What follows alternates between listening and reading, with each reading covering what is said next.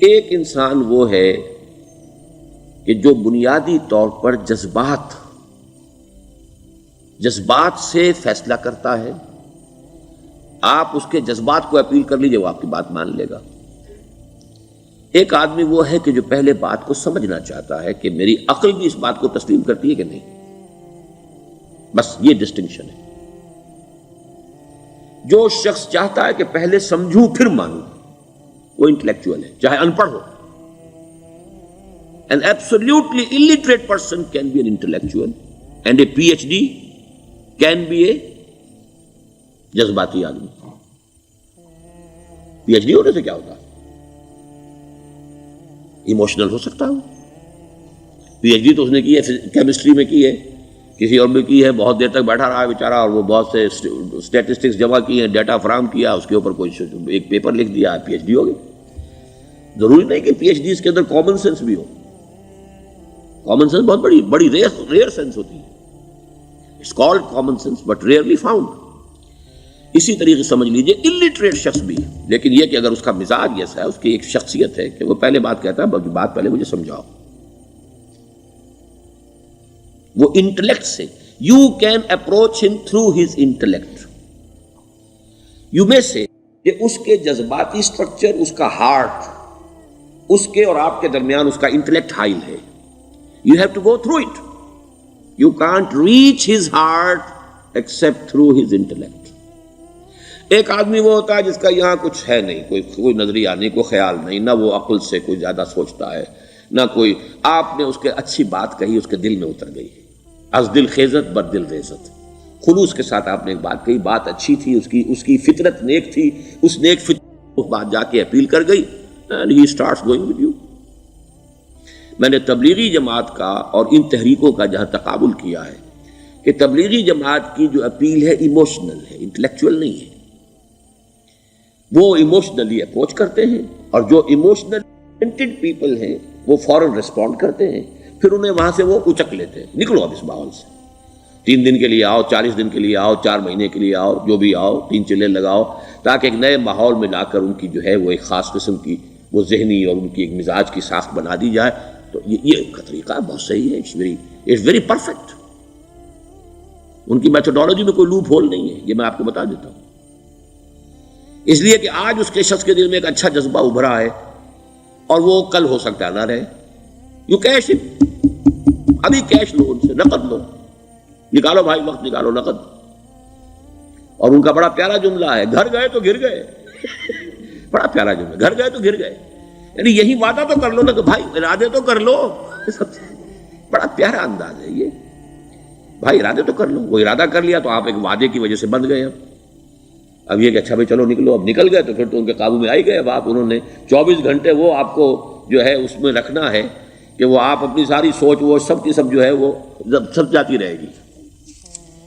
تو یہ اپنی جگہ پر it's a very perfect methodology, لیکن اس کی اپیل لمیٹڈ ہے to emotional people, not to intellectuals. ہاں ان میں ہیں پروفیسرز ہیں، یہ ہیں ڈاکٹرز ہیں، لیکن وہ ضروری نہیں کہ انٹلیکچوئل ہو. پروفیشنل ہے، ان کا ایک اپنا ایک سمجھ ہے، اس میں کام کرتے ہیں. تو یہ جو ایٹیچیوڈ ہے کہ ذہن کے راستے سے اپروچ کرنا، اسی لیے قرآن کی اپیل کیا ہے؟ افلا تعقلون، افلا یعقلون، افلا تذکرون. ساری باتیں عقل سے کہا. ابھی میں نے جیسا کہ آپ کو بتایا، قرآن تو یہ کہتا ہے کہ بغیر یا تو عقل سے بات مانی جائے گی، اور یا قرآن کی بات مانی جائے گی، یا رسول کی بات مانی جائے گی. العلم علمان ولا تخف ما ليس لك به علم ان السمع والبصر والفؤاد كل اولئك كان عنه مسؤولا. کسی ایسی چیز کی پیروی نہ کرو جس کے لیے تمہارے پاس علم نہیں. علم 2 ہے، یا آپ کو اپنے حواس کے ذریعے سے علم حاصل ہوا ہے، عقل سے حاصل ہوا ہے، اور یا پھر یہ کہ وہی سے حاصل. تو یہ ہے اصل میں کسی بھی انقلابی تحریک کے لیے جو پہلا نیوکلیس بنتا ہے وہ انٹلیکچوئلز کا ہوتا ہے. پھر یہ کہ وہ چیز جو ہے عام لوگوں کے اندر بھی نیچے اترتی ہے. اس کے بعد جو فائنل سٹیج ہوتی ہے اس میں تو آپ کو عوام کو موٹیویٹ کرنا پڑے گا. اب وہ وہاں انٹلیکچوئل اپیل نہیں چلے گی، وہاں پھر ایموشنل اپیل چلے گی. لیکن وہ کب چلے گی؟ جبکہ ایک مضبوط جماعت ایسی پیدا ہو چکی ہو کہ جو سمجھ کر آئی ہو، علی وجہ البصیرت مان رہی ہو چل رہی ہو اپنی دونوں آنکھیں کھول کر چل رہی ہو، پھر ڈسپلنڈ ہو، پھر جو کچھ کہہ رہی ہے وہ کر بھی رہی ہو، ایسی مضبوط جماعت ہوگی تو ایک عوامی جو ہے کوئی تحریک اٹھا کر اسے کنٹرول کر سکتی ہے، اسے ایک ڈائریکشن کے اندر رکھ سکتی ہے، ورنہ عوامی تحریک کو کوئی کر سکتا ہے؟ عوامی تحریک خود بخود بھی دائیں بائیں کسی طرح بڑھ جائے گی، جوش اور جذبات کے اندر، تو پھر انسان جو ہے وہ پھر ادھر سے ادھر نکل جاتا ہے، پھر وہ حد اعتدال پر نہیں رہتا۔ اس کو کنٹرول کرنے کے لیے جیسے ریڑھ کی ہڈی ہے انسان کے جسم میں، وہ جب تک کھڑی ہے میرا پورا پوسچر کھڑا ہے، اگر اس میں سے کوئی ایک من کا بیٹھ گیا تو کوب نکل آئے گی انسان کی۔ تو وہ ریڑھ کی ہڈی جو ہے وہ جماعت ہے، انقلابی جماعت، جو کہ اسلامی انقلاب میں حزب اللہ، جو ہم تنظیم اسلامی کے تحت کوشش کر رہے ہیں بنانے کی، اور یہ کہ اس کے لیے انٹلیکچوئل اپروچ کے لیے یہ سارا معاملہ ہے کہ جو اسلام کی نشأت ثانیہ سے شروع ہوا، اور یہ سارا کام جو اب ہو رہا ہے، آپ سے بات ہو رہی ہے، آپ کو سمجھانے کی کوشش ہو رہی ہے کہ دین کو سمجھیے کہ دین ہے کیا، اس کا ہدف کیا ہے، اس کا بیسس کیا ہے، اس میں پرائرٹیز کیا ہیں، یہ ساری چیزیں کہ سمجھ سے آئیں آپ کے اندر، پھر آپ سمجھ کر اس شے کو قبول کریں۔ یہ ہماری پرائرٹی ہے۔ ہم آپ کو ایموشنلی موٹیویٹ کر کے حرکت میں نہیں لانا چاہتے۔ وہ سٹیج آئے گی، جب آئے گی، اگر وہ مضبوط جماعت پہلے تیار ہو جائے تو پھر وہ سٹیج آئے گی، پھر عوام کو موٹیویٹ کریں گے۔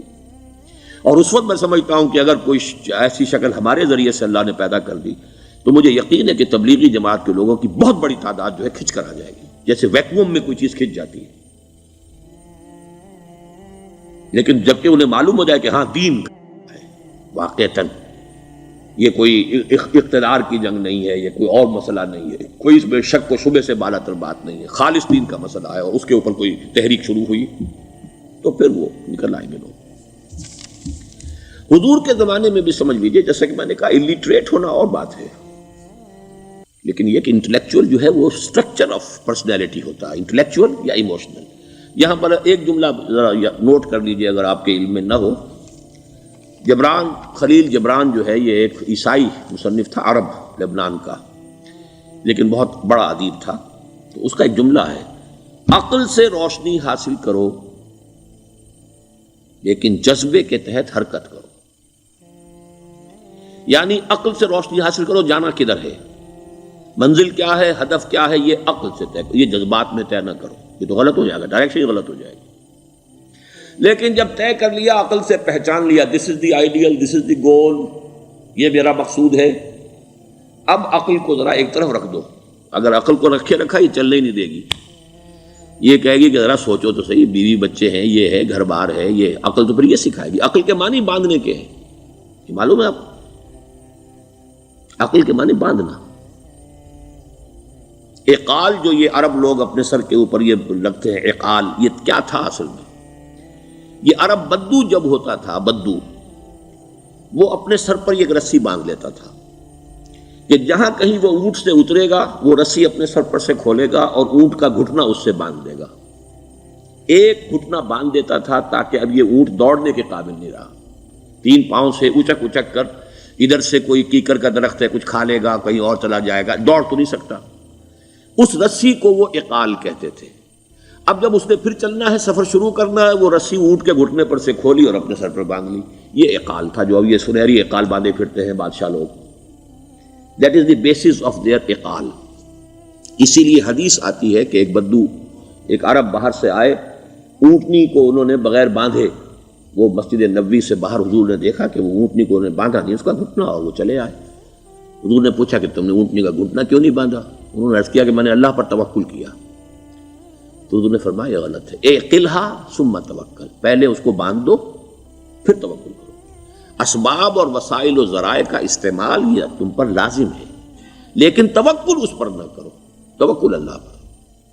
یہ ہے بیسک جو یعنی بیلنسڈ رائے ہے کہ آپ ایسے بالکل اسباب سے مستغنی ہو جائیں تب بھی غلط بات ہے۔ آپ do what ever you can do, لیکن یہ کہ اس کے بعد یہ نہ سمجھو کہ میرے اس کرنے سے کچھ ہو جائے گا، یہ میرے وسائل اور ذرائع سے کوئی نتائج نکل آئیں گے، نتیجہ اللہ کے ہاتھ میں۔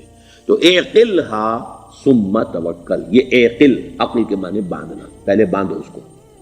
تو اگر چلنے میں تو عقل کو ایک طرف رکھ دو، بے خطر کود پڑا آتش نمرود میں عشق، عقل ہے محو تماشائے لبے بام ابھی۔